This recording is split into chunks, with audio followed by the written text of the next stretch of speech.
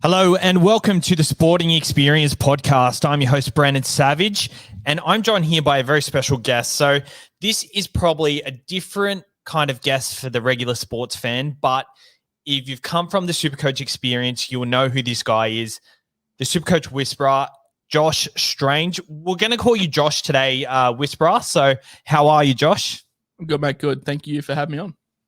I'm very excited to have you on. You do have a very interesting story. So without further ado, let's just get straight into it. So starting off, actually, no.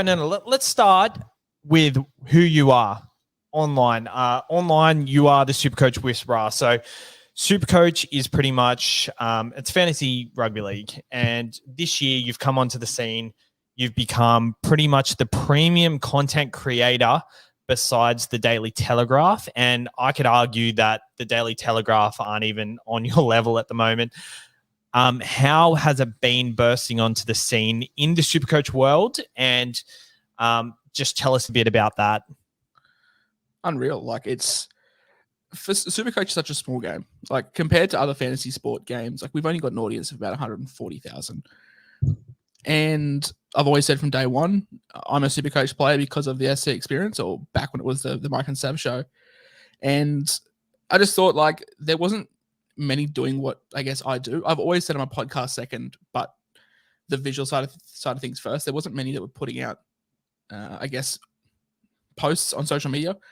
A lot of podcasts, and they're fantastic, but I think it was a market that I guess I tapped into that helped blow up huge. But you're right, like the following that was gained was rapid. I remember sitting with some friends in December and said, hey, I'm going to do this just for a bit of spare time. Like I was off work with my eyesight, which we'll touch on eventually. But I just said, if I can get 500 followers, like that'd be awesome. I never had plans of doing a podcast, never had plans of doing anything. But yeah, we're at about 10,000 now across all platforms and mental. But yeah, I always credit, I guess, the inspiration to you, to Tim Williams, and the Playbook guys. I think they're the pinnacle. Very kind words from you to introduce me, but I still hold myself accountable in terms of what I want to put out, the product that I want to put out. There's you and there's Timmy, and they're probably the two that I mold myself off moving forward. Well, I really appreciate that as a compliment. So firstly, thanks. Secondly, I mean, us at the SuperCoach experience, we really tried to do that. It was just, we found it hard to really nail a type of format, but you came along and you just knew exactly what you were doing. Did you have any inspirations for that? I know you're quite close to the rugby league guru. Did he influence you in that sort of regard? Yeah, definitely. He got my foot in the door. I'll always say that. Like, to get a leg up from an account with as many followers as he did was awesome. I remember that the day I made the page, he chucked it up and I got like 300 followers off the bat. So that's a huge advantage, but I guess you've got to make those connections in the social media sphere. You've got to have the ability to connect with other people. And I know that you and I started off pretty touchy. I think there was a sort of a mindset of, a new guy here, let's just stand back, which is totally understandable. Like I'm now the same with other guys that come to me, but yeah, being able to talk to Nathan, aka the rugby league guru, and then after being, I guess, introduced to the community and the guys that make content, obviously we have a couple of group chats and learning from them has been fantastic. Another one that I will give a huge shout out to is Wilfred.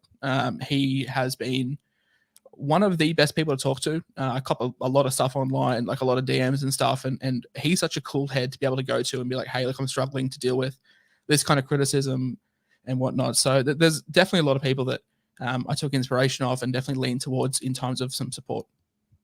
It's definitely a really good community, and people like Wilfred, like you don't understand their real value in the community till things like that happen. I got to admit, we at the start were a bit shaky. Like we did a lot of podcasts together. We got along well, and we did podcast well, but I think it was so hard to process. Just tension. There was like a little bit of tension there, and we'll both admit that. Yeah, of course. I think we'll kind of, like, for me, it was subconsciously, like I never thought it in my head, but I think definitely subconsciously I thought this guy's competition. And I think maybe you may have thought the same thing somewhat, probably not as much because there was less pressure on you because you're starting out and there's no expectation for you to get as high and as successful as you got. But as that went on, I think everybody started to accept you because obviously it was a bit harder at the start. How was that process like? Was there people? Was there more hate than you expected online with the SuperCoach Whisperer?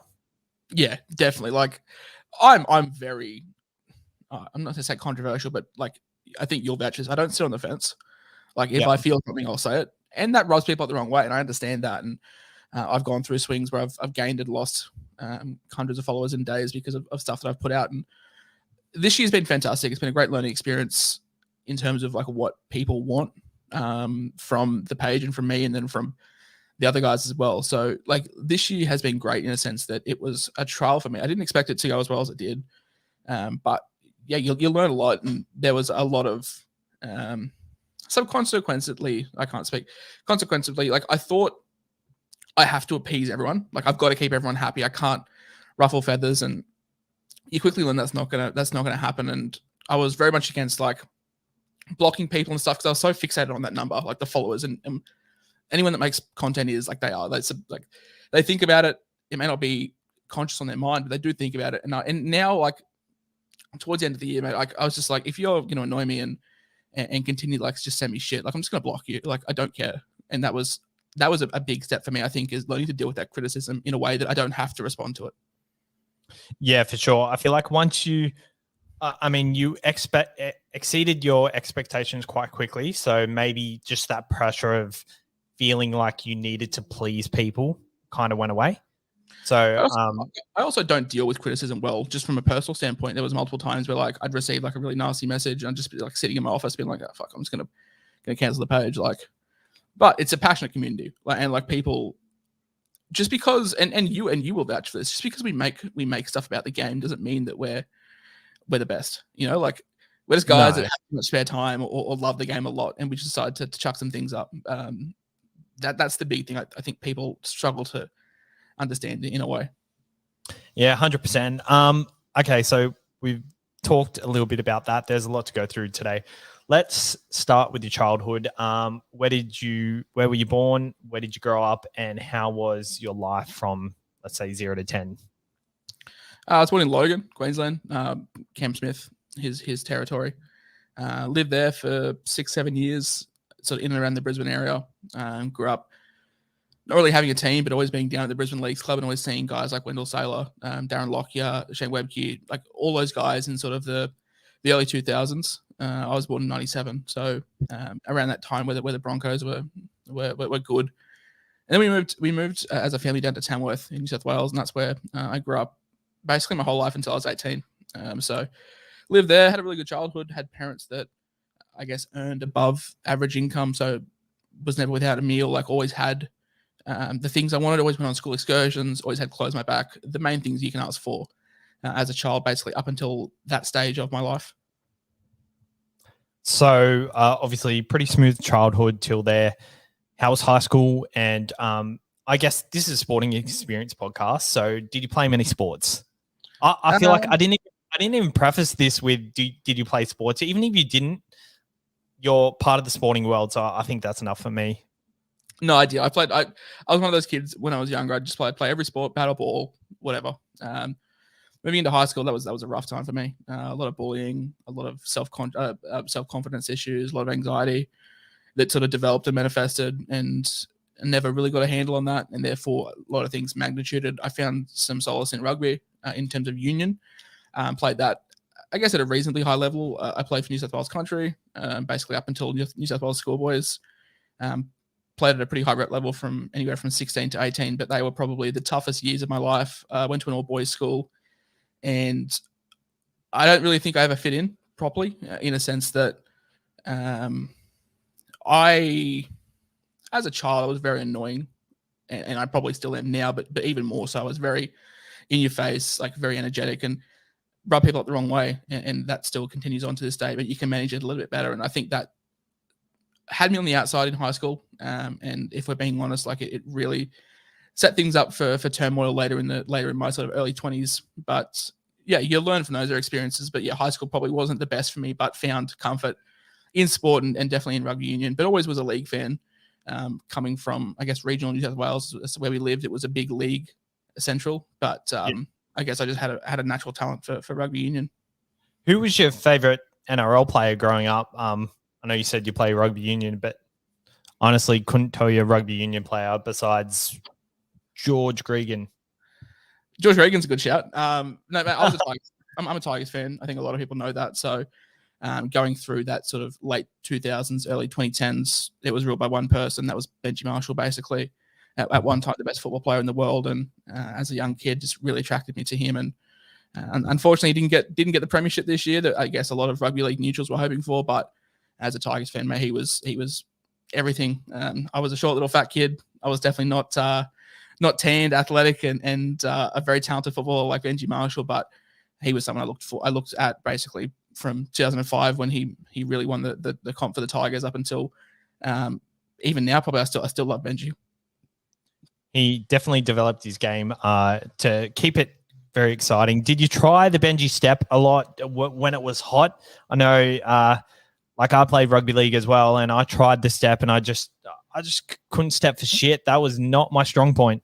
I played in the front row in rugby, mate. I tried the step, tried the goosey, just never materialized, but definitely captivated kids around the world. Around the rugby league world from that point in time.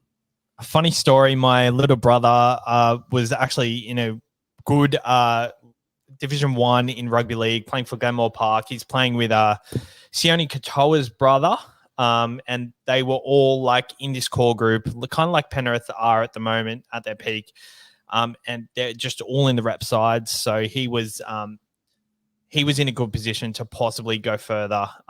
But he did his ACL trying to do a goosey. So Danny Kemp has obviously made the goosey very popular, but yeah, so he does not play rugby league anymore. So that's a story for you. Yeah, my rugby career, quote unquote, ended. I had a compound break in my knee, did my MCL, PCL, and ACL. I was in a halo for a fair while. So yeah, the knee just basically buckled and went through the skin, which is what a compound break does. And that was the end of it for me. And actually been cleared about 3 months ago. So it's been 6 years since that injury. And I've only just been cleared now to get back and play like some touch or some Oztag or whatever. So looking forward to that next year. Very good. So you said you got bullied a lot in high school. How has that affected you today?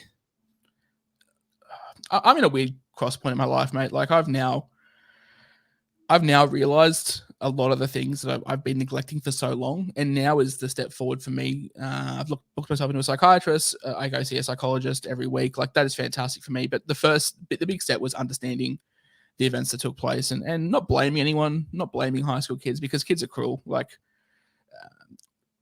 some things shouldn't have been said, but I probably shouldn't have done some things I did as well. Like it's a hand-in-hand thing. But yeah, looking back on it, it didn't set me up fantastically moving forward. It really knocked confidence issues and anxiety and just your self-worth. Anyone that's ever been bullied, whether it be a one-day thing or you're going through it for 5 or 6 years, knows how much it affects sort of your self-worth and self-confidence. And I'm all for a little bit of hazing and I guess making a man or whatever they want to call it. But there's a difference, and at times it did become borderline abusive. So obviously now you've identified it. You're moving on with your life. After high school, how was that for you? Did you deal with any struggles after that? Yeah.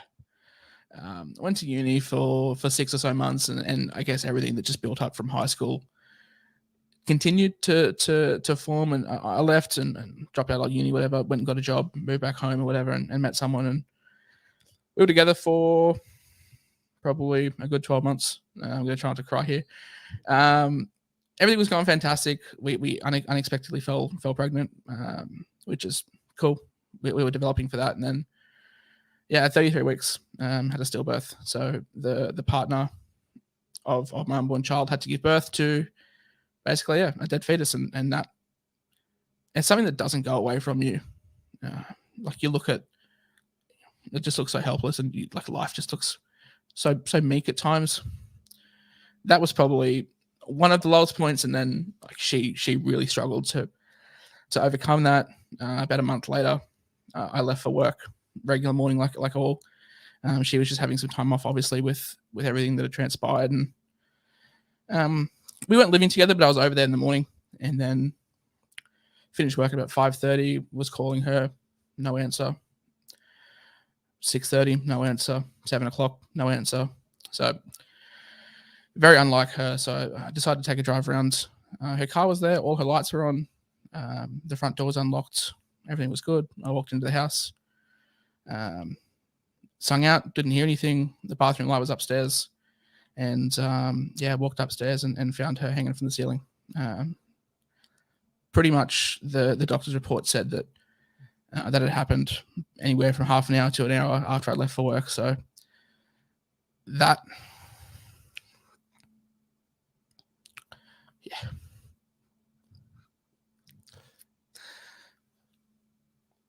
That was tough. I really hate seeing someone like yourself having to bring back past experiences like that, but like that must have been awful, man. And yeah, unfortunately, those kind of things, you'll never ever go away from them. Like they'll never ever leave you, and it's burned in the back of my mind. Like there's no amount of counseling or therapy or whatever that can undo that moment. You can just learn from it and become a better person for it. But yeah, that was probably the lowest 4 weeks of my life that I think I'll ever go through. Unfortunately, that was being 20. That was rock bottom for me. 18 to 20 is supposed to be some of the best years of your life, but you just felt like you're picking up piece after piece after piece and just trying to rebuild. And yeah, I just want people to know that it's okay to bring these things up and be emotional about it, because it's human. But yeah, you can't suppress these things that happen, and that's what I'm now dealing with now. So we're now 4 years past that, and we're finally getting to deal with those things and seeking some professional help. But the big message I want to give people that are listening to it is, whether it's a week after the event or 5 years after the event, it's okay to admit defeat and go see someone. It's absolutely terrible, man. Like I've had a pretty smooth sailing ride myself, but just listening to what you've gone through already, it's really, really admiring that you're still here today, standing strong. You've picked yourself up, and you're in the position you are. How was the support from your family and just around that point? Like not only finding her, but the stillbirth is something that shouldn't be put in an afterthought, because that is a traumatizing experience by itself. Yeah. I became a recluse. I didn't speak to anyone for probably a good 6 months. I don't think my family knew. My family didn't really know I was sort of back home. I just came back after union. Like all rebellious 20-year-olds, like you just want to do things alone, and just kept it to myself and didn't seek any kind of professional help. Just went on with what I had to go on with. Bills had to get paid. Like, just working like a shitty casual job. I had no qualifications, no anything. I was doing just regular labor work, so things had to get done, and that was a really bad. Events can't get changed, but how we can treat events can be.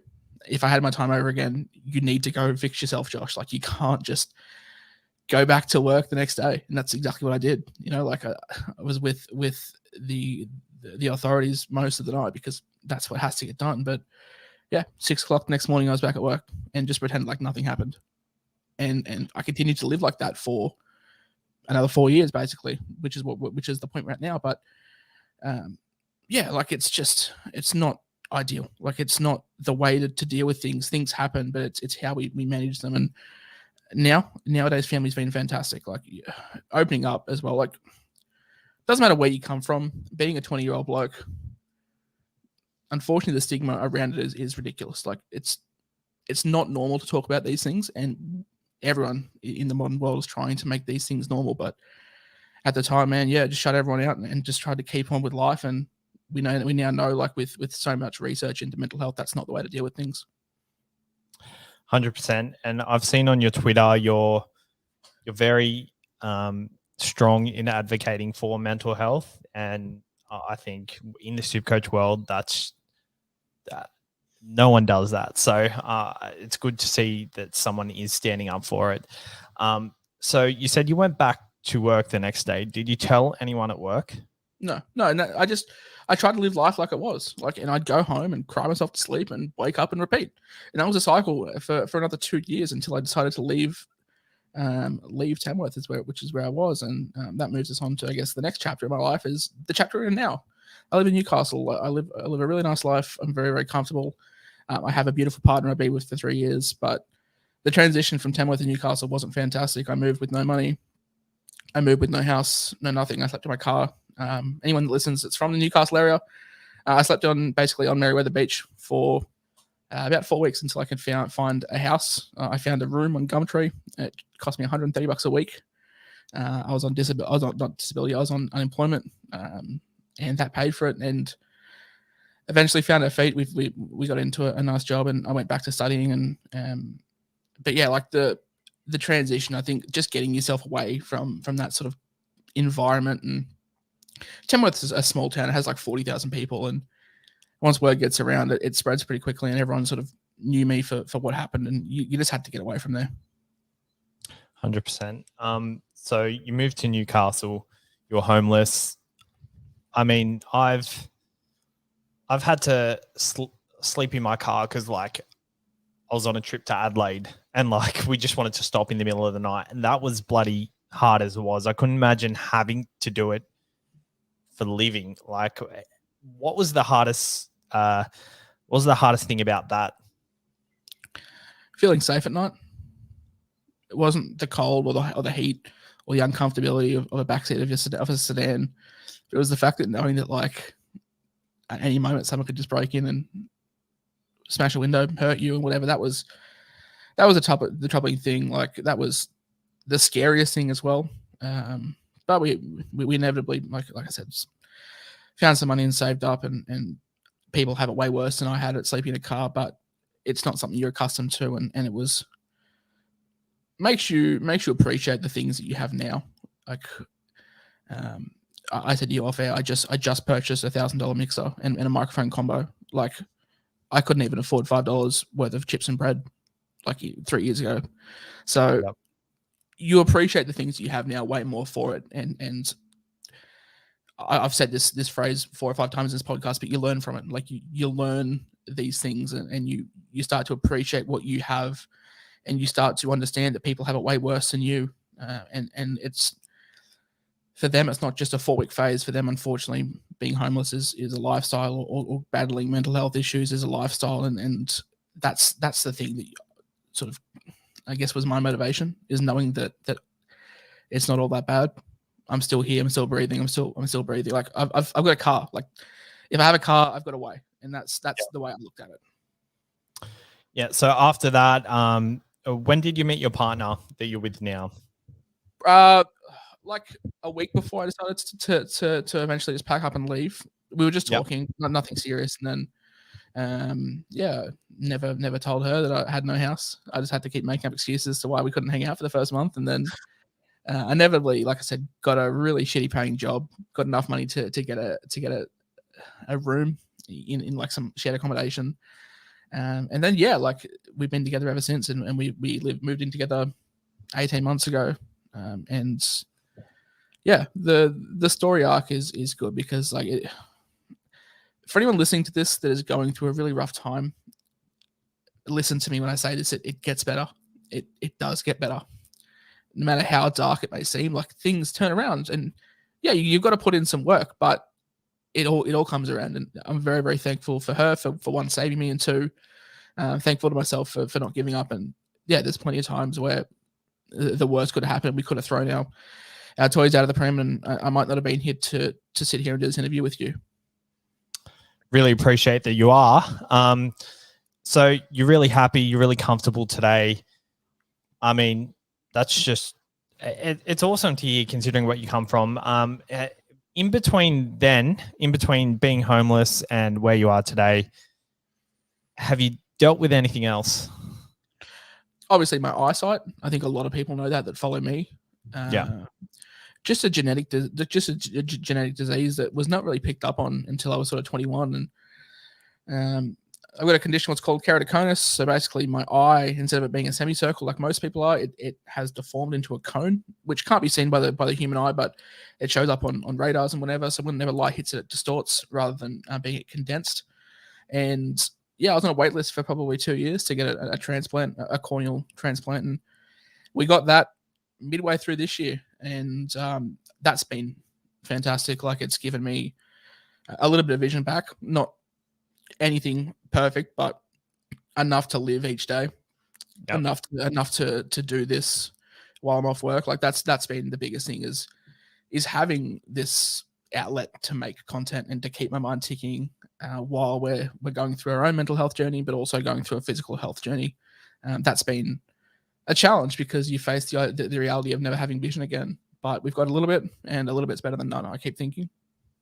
For sure. I know at the start of the year you said you weren't working because of your eye, and this was a very good distraction. And I got to say, this sort of distraction is the best distraction because you set your own goals and you just strive for them, and you're constantly working every day at it. You're thinking about it every day. And I don't know about you. You probably think about it more than I do. Maybe not at the moment, but how has it been keeping your mind off things by using your platform? Fantastic. Like one thing I've learned from seeking some medical help, I've now been diagnosed with ADHD as an adult, which explains a lot from a younger age, being very just like awkward in social situations, and having an outlet to keep your mind active. Not so much from a mental health standpoint, but just from just wandering, being bored. I don't know about you, mate. This will go out before the draw's released, but yeah, just making a couple of graphics for tomorrow when they get done. So like, just doing that each day. I know I've spent this off season just making stuff for next year. Like, every day I've just decided to sit down and be like, hey, this is my goal for today. I'm going to make a template as to what we're going to put out next year. And yeah, you just do that. You do that enough times, and then a couple of months go by and we're back into the season. I mean, we're now in November. SuperCoach is going to open probably 6 weeks from now, which is exciting times, but it goes quick, doesn't it? I can't wait till that December, January period. You haven't dealt with it before, but when you started your page, that's like the prime time to get like followers and likes then. So you'll get a new wave of supporters, and it's just like, it's the best. It's so good. How good are the team sends? If I had to review one more team in like July last year, I was gonna, because I always said, but the one thing I'm gonna do to grow is I'm gonna answer every single DM. Unfortunately, I started getting upwards of 200 DMs a day. That was rough. My missus is so thankful that like the season's over, because every second minute my phone was going off, and I have to stop and answer it. But I think we're gonna reel back on that this year a little bit. I think hopefully people understand that I can't get to every single team reveal. I can't answer whether you should buy Tom Travojevic in round 24. I think your season's long gone when you're doing that. Yeah, I agree. So I guess back onto the sport. That's what we're here for. I mean, it's been awesome listening to your story regardless, but the sport over the last few years, it's been probably a big part of my life. I'm sure it's been a big part of your life. What has been your favorite moment in sport in, let's say, the last 3 years? Christ. So you follow a few sports, don't you? Yeah, I'm a huge NFL fan, a huge EPL fan. I know a little bit about a lot, but those three are the ones that I follow the most, especially when it comes to fantasy or SuperCoach or whatever. I like sports that have a line in the sand. So like your NFL, most games are on a Sunday. EPL, most games are on a Saturday. NRL, it starts on a Thursday, finishes on a Sunday. Like, the thing I can't get behind with NBA or BBL or whatever, like, it's always happening, which is good if you know what you're doing, but I don't. Like, I've made a BBL team this year for the first time. I've no idea how that's going to go, but it'll give me a reason to watch. But back to my favorite sporting moment. Christ, like there's a few. Off the top of my head, like it's not 3 years ago, but Mitchell Johnson, that Ashes series, like that whole series as itself, like that was. I was in year 12 at the time. Like that was just a great escape. Like just to see the rise and fall of Mitchell Johnson. Like remember when he came onto the scene, like he took 7 for against South Africa in his first game, I'm pretty sure, but then really struggled for a good 3 or 4 years and then it came back with a vengeance. So it's not 3 years ago, but I would probably say that Ashes series just in general. Super inconsistent he was. Like I know he got that 7 far, but I wouldn't say I never rated him, but I never rated him as a type of test bowler. I thought he was a good strike bowler, but I think he just always sprayed them. They were always on leg side. They were too short, and he just never. But that series, oh my God, I think that pretty much that series defined his career. Yeah. And that 10 innings over the whole series, that's just where it all came together. Yeah, and it just. Another cricket shout out, I guess Peter Siddle's hat trick. That's all time as well. Like that's fantastic.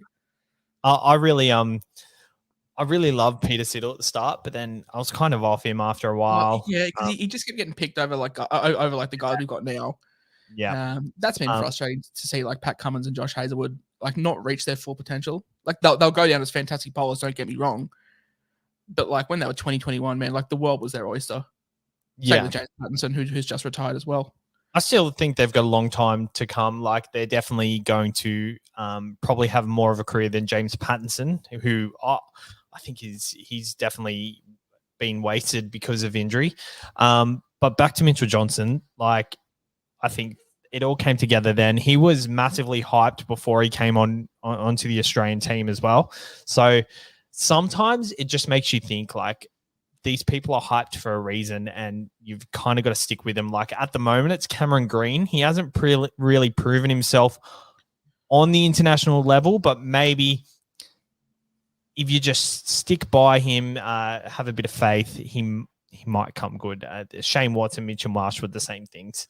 Will Pukovsky, I think he might go down as another one that maybe didn't quite get there just because of issues that he can't control. Like I'm not for 1 minute putting this down to Will Pukovsky, but this might go down as what could have been another Phil Hughes. Obviously, very different situations, but like the world was both those kids' voices. And I hope to God that Will Pukovsky comes back and is a test batsman for Australia for the next 10 years. But it's worrying signs to start with. You talk about Phil Hughes. Where were you, and how do you remember it when you got the news? We're not far away. We're about 3 weeks away from the anniversary of it. My mum's family grew up in Maxville and were very close with the Hugheses in terms of their parents. Phil was always in Sydney playing cricket or whatever, but I got to meet their parents. I got to go to Phil's house just because my uncle was close with them. Like that I remember it pretty well. Like I was in my bedroom. I was just playing Xbox. And I remember Dad yelling out to me. I didn't see the ball live, but I just saw paramedics surrounding him, and it went on for probably an hour.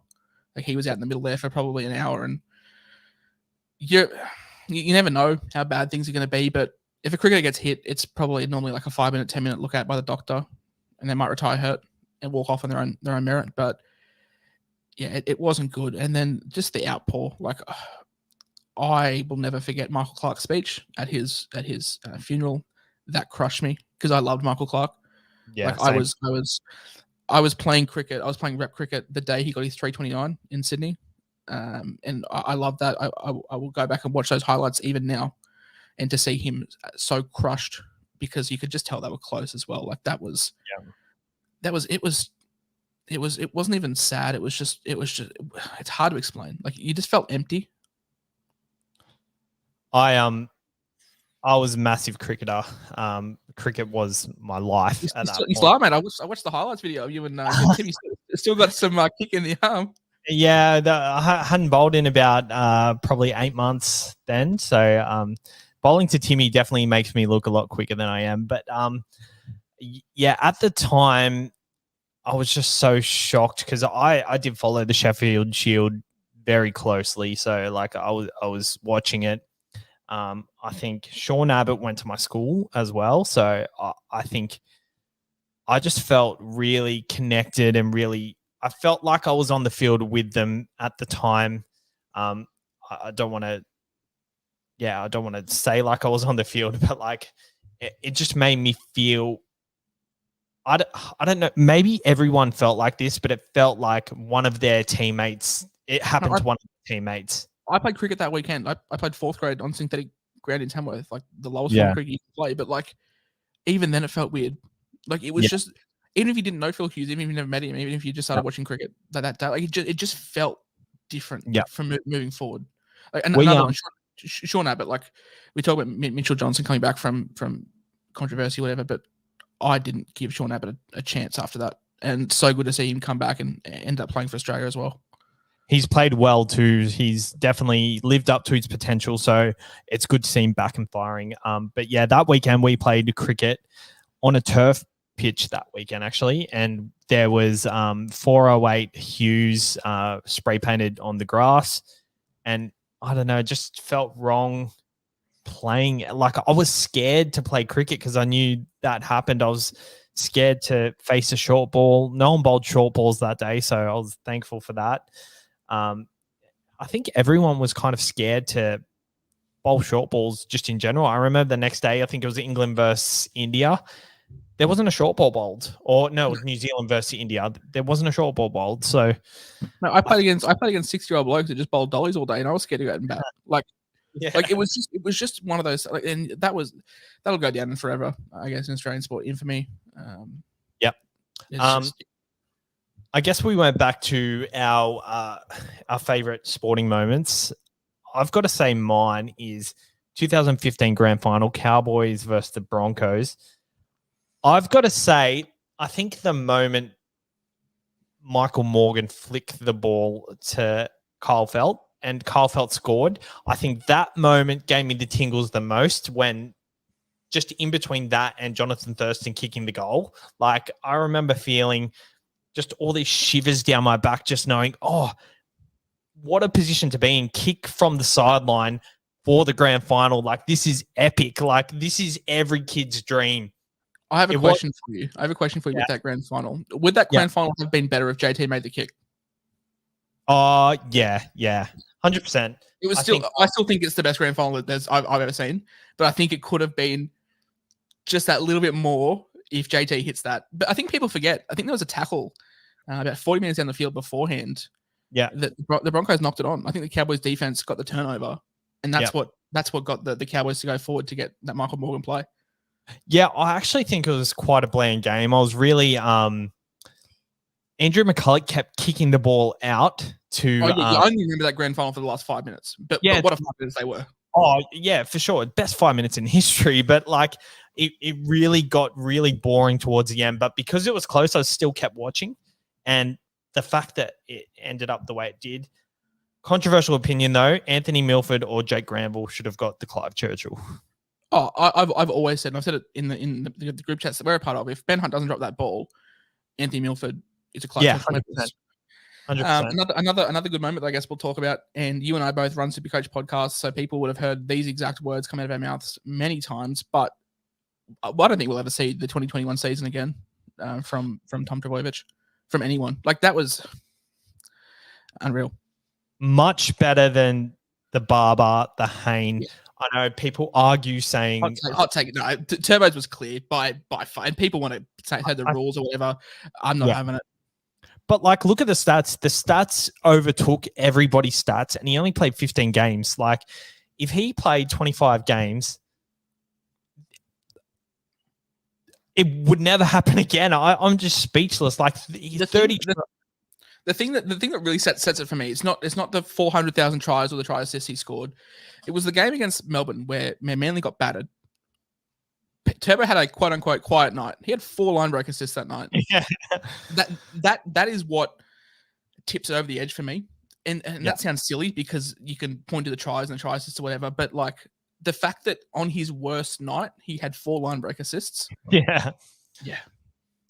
Yeah, I agree. I kept saying to people, he does perform against good sides, but I think he's kind of in a team where it all falls on him, but it's always going to fall on him no matter what the result is. And his team kind of lets him down sometimes, but in saying that though, like we say that Turbo season's the best ever. Before I mentioned that I was a Queenslander, and I grew up across the decade of dominance. No one player has scared me more to break that dominance than Jared Hayne in that time frame, and that sounds silly, but Turbo wasn't in a position to break the game open like the way that he could in that rep series. So as a Queenslander, I always worried when Hayne got the ball, and I'll never forget.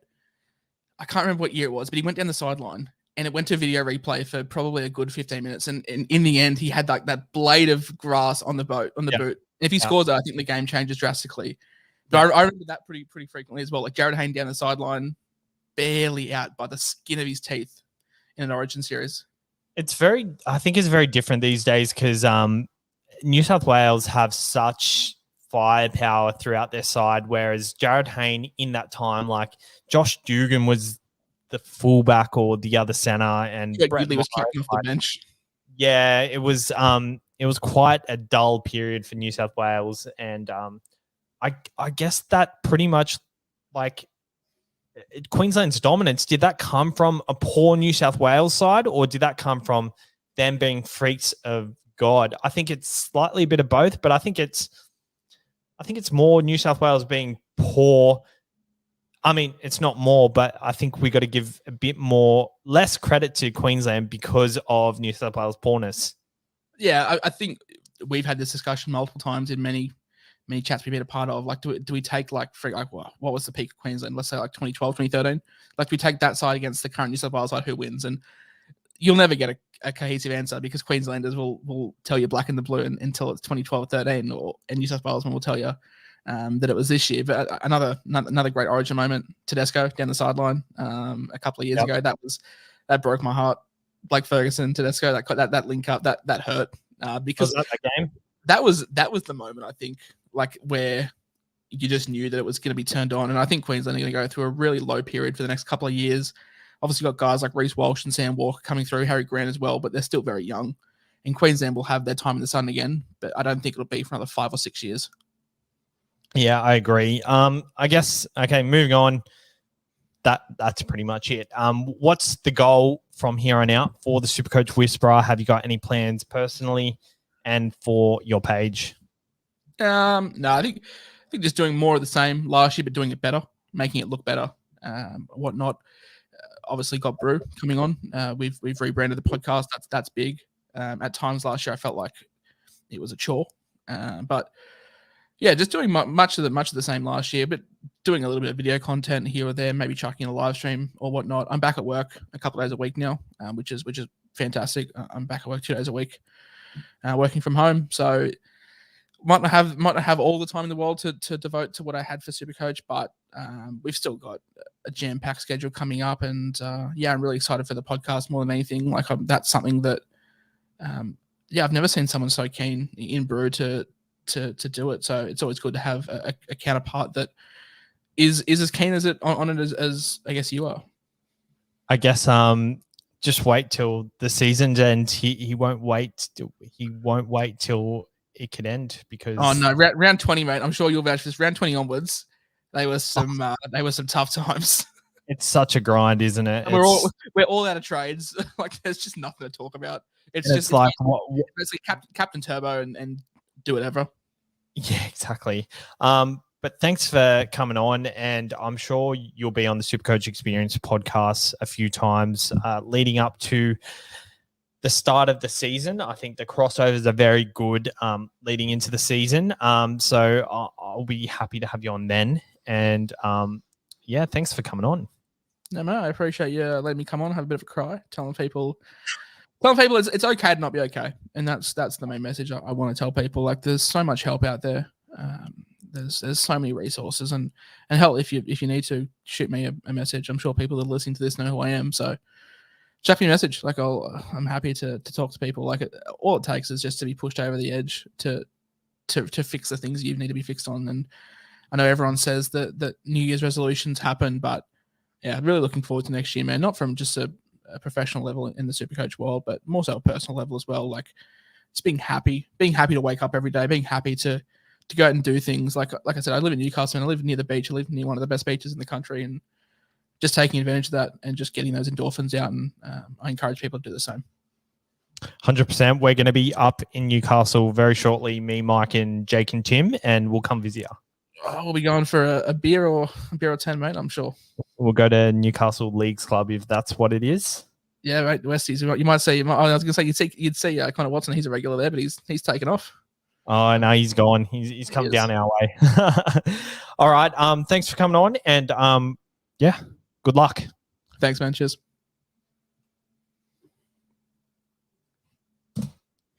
Awesome. That wasn't as bad as I thought it was going to be. I thought it was going to be a fucking mess. Really? Yeah. No, it's still a very touchy subject. It's still very, very raw and still hurts a lot. And yeah, I'm surprised I only had a little cry for about 15 seconds. I was expecting it to be a lot worse, but no, it was good.